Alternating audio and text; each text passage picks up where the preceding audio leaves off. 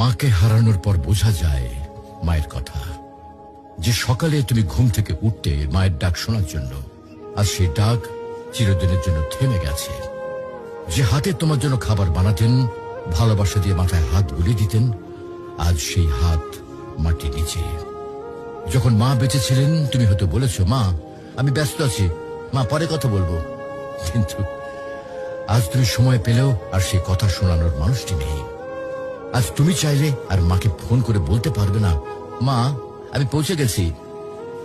আজ তুমি ঘরে ফিরলেও আর কেউ দরজায় দাঁড়িয়ে হাসি মুখে বলবে না, টেবিলে খাবার রাখা আছে, খেয়ে নিস বাবা। মাকে হারানোর পর বোঝা যায় তিনি শুধু একজন মা ছিলেন না, তিনি ছিলেন ঘরের আলো, জীবনের দোয়া আর হৃদয়ের শান্তি। এখন বুঝতে পারো মা যে বারবার নামাজের কথা বলতেন, ভালো মানুষের সাথে চলতে বলতেন, এগুলো তোমার জন্য কত বড় উপহার ছিল। প্রিয় ভাই বোন, মাকে হারিয়ে আফসোস করার আগে কদর করো, মায়ের হাতে চুমো দাও, তার জন্য দোয়া করো, তাকে জড়িয়ে ধরো যতদিন তিনি আছেন।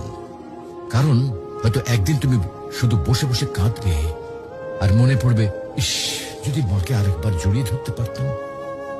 মাকে হারানো মানে পৃথিবীর সব থেকে বড় আশ্রয় হারিয়ে ফেলা। তুমি যখনই সময় পাও তোমার মায়ের সাথে সময় দাও, মায়ের জন্য দোয়া করো। মা যদি আজকে হলো ত্যাগ করেন তাহলে তিনি